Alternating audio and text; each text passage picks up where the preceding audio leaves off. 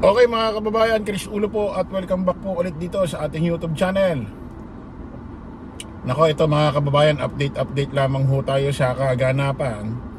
Dahil nagkakaroon ho ng tensyon, nagkakaroon ho ng konting mainit or tensyon ho diyan ho sa mga pampublikong kalsada, na kung saan may mga tao ho na yatang naglalabasan dahil nabubwisit or nagagalit dahil ho rito sa ginagawang laging nasususpinde or lagi hong nauurong na petsa dyan ho sa gaganaping impeachment trial ni VP Inday Sara Duterte. Dahil ho rito sa kagagawan ho ni Chis Escudero, na asawa ho ni Heart Evangelista, na ex naman ni Jericho Rosales.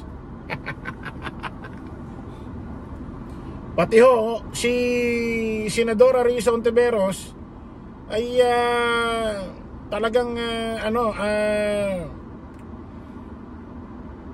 dismayado mga kababayan. Pakinggan muna natin ito. Nakakabahala na ang paulit-ulit na antala sa proseso ng impeachment trial. Buwan na ang binibilang natin. Sobra-sobra na ang paghihintay ng mga Pilipino. Let us all hope this is the last delay. While I support my colleagues in our shared sense of urgency in passing important legislation in the last days of the 19th Congress, including the landmark anti-POGO bill, we cannot postpone our constitutional obligations any longer. Any further delays in commencing the trial against Vice President Duterte would violate the Constitution, which clearly states that the Senate must forthwith proceed with an impeachment trial. Hindi kapag ready na, hindi kapag convenient, kundi shall forthwith proceed. Huwag naman sanay ang baliwalain. The Supreme Court has also previously ruled that the Senate is treated as a continuing body when it comes to non-legislative functions, and those include the vital duty to sit as an impeachment court. We owe it to the Filipino people to convene as an impeachment court and begin the proceedings at the soonest possible time. Ano man ang akusasyon laban kay Vice President Duterte, karapatan ng taong bayan na malaman at mahimay ang mga ito sa pamamagitan ng isang transparent na impeachment trial. Dapat harapin na ng Senado ang lahat ng ito sa lalong madaling panahon. Ito mga nakakabahala na. Ito mga kababayan. Ito hindi ko kasi maintindihan. Nung kainitan ho, nung uso pa ho yung maisog rally, kaso ngayon laos na, wala rin nangyari. Madalas pag may tumutungtong dyan, especially ito si Baste Duterte, lagi niya sinisigaw, ang gusto daw nila transparency, accountability. Kayo mismo humihiling ng transparency, accountability. Bakit may mga gusto sa partido nyo na kung saan itong impeachment trial na gaganapin sa Senado hindi matuloy? Wag nang matuloy, wag nang impeachment trial si VP Inday Sara Duterte. Una-una mga kababayan, para sa inyo mga DD shit, dahil mga tanga kayo, ang impeachment trial, hindi ibig sabihin pagka sinimulan yung araw ng impeachment trial, convicted si VP Inday Sara Duterte. Hindi ganun. Ang impeachment trial, dalawa ang pwede maging benefits niyan. Unang magiging benefits, yung taong bayan malalaman kung ano talaga nangyari dun sa mga perang nawawala sa Office of the Vice President at sa DepEd, na kung saan pera, buwis, tax ng taong bayan yan. Pangalawang benefits, mapapatunayan ni VP Inday Sara Duterte na wala siyang kasalanan kung totoo mang walang nangyaring pandarambong, graft and corruption sa kanyang termino sa OVP at sa DepEd. Yun yung mga benefits niyan. Hindi ibig sabihin pag sinimulan nung araw na yon, si Sara convicted. Actually, nagpasalamat nga siya na salamat, nakapag-file na, salamat ganito, na-file na ng tamang ganito, ganyan, para masagot na rin yung mga tamang katanungan. So, ibig sabihin, gusto niya ito. Bakit yung mga nasa paligid niya ayaw matuloy? Nakakapagtaka naman kay VP Inday Sara Duterte, nagpasalamat siya, ganito, ganyan. Pero, after my file, nag-file ho siya ng petition sa Korte Suprema na mapawalang bisa yung mga pumirmang 200 mahigit na mga babatas kongresista, mapawalang bisa yon. Pero nagpapasalamat siya kasi na-file na may sasagot daw ng tama. So kaimpokritohan, di ba? Okay, ngayon, kung talagang walang kasalanan si VP Inday Sara Duterte, lahat ng ebidensya nasa kanya na. Lahat ng ebidensya nasa kanya na para mapasinungalingan yung mga paratang sa kanya, di ba dapat matuloy nga ito? Kasi ang nangyayari, mga kababayan, para bang ang nangyayari ngayon,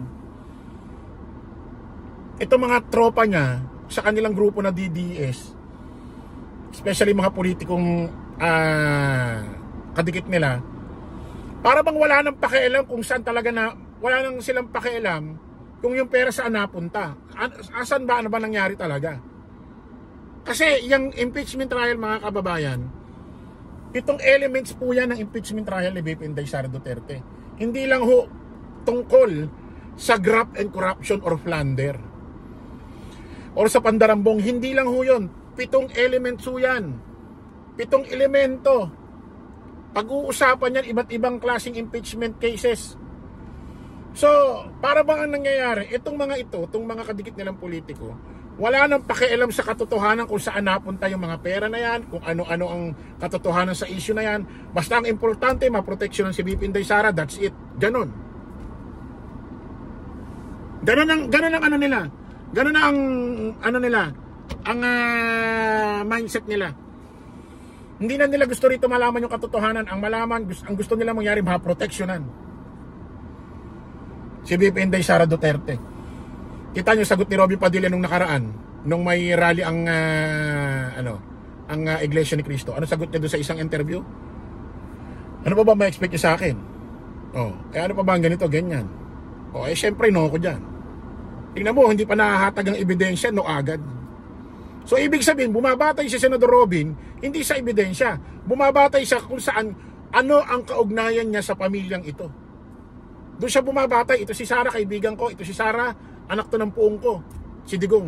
Kaya no ko. Di ba sabi, ano pa ba yung na-expect nyo? Ngayon pa lang, syempre no yan.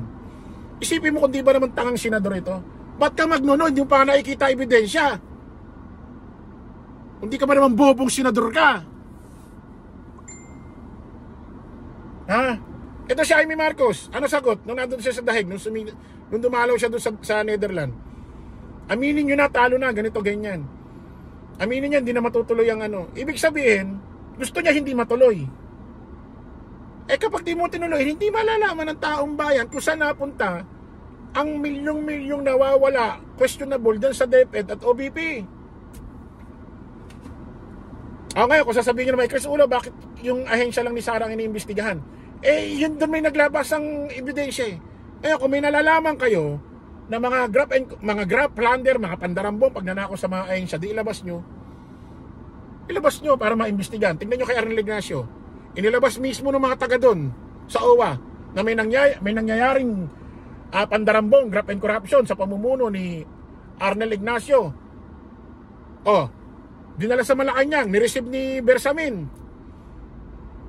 Siguro nag-meeting sila. Ano ginawa? Di ba sinibak? Ngayon magkakakaso si Arnel Ignacio. Ganun lang yun. Kung may nalalaman kayo mga graft and corruption sa iba't ibang ahensya, ihatag nyo. Ang sinusuportahan namin dito, Administrasyong Marcos, si Pangulong Bongbong. Hindi ang may mga nangyayaring pandarambong. Isabihin kay Arnel. Katulad niya, may nangyaring kay Alagay, suportahan namin si Arnel. Si Raba Tuktok niya, suportahan namin siya.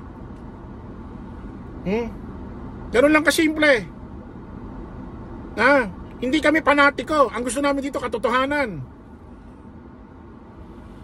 Ngayon, kung na kay VP Inday Sara Duterte talaga ang sapat na rason, explanation, ebidensya na mapapasinungalingan niya ang paratang sa kanya, di igo nyo nang mapahiya yung mga nag-file. Ganun lang kasimple. Ba't tayo niyong matuloy? Anong dahilan? Bakit? Kasi kahon na kahon? Ha? Ano nangyayari ngayon sa labas, sa lansangan? Nagagalit na ho yung mga tao.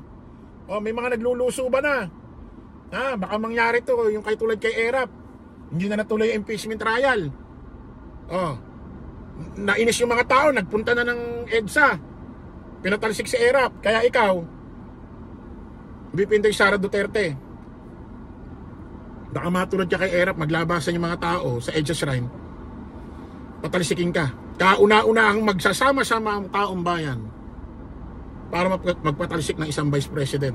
At ikaw, Chis Escudero, baka isahog ka. Baka isama ka na. O, tingnan yung mga tao. O. Ha?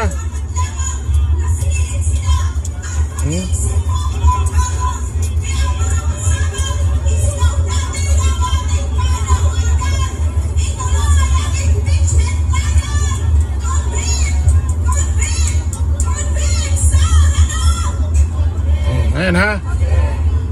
Oh. Sa labas po yata ng Senado ito. O meron na rin sa ibang lugar, mga kababayan. Ha? Oh, saan din ba to? Ewan ko, saang lugar naman to. Oh. Naglalabasan ho yung tao. Ha? Kabahan na kayo. Pati ikaw, Chis Escudero, maganda, isahog ka na. Patalisikin ka dyan sa Senado. Pati dyan sa pwesto mo bilang Senate President. Ha? Isa ang inutil, isa ang tuta ng pamilya Duterte. May something sa'yo eh. Hindi pwedeng walang something sa'yo eh. Lagi mo na lang inuurong eh. Ha? Sa bagay eh, dating araw, sabi ni Sal Panelo, bawat abroad nila sa ibang bansa, lagi ka raw sumasama. Ha? So, ito na yun. Ito na yung pambawi mo. Para sa kakaburaot mo dati nung panahong administrasyon Duterte. So tingnan natin mga kababayan, update ho tayo, nagiging mainit ho ang usapin ho dyan.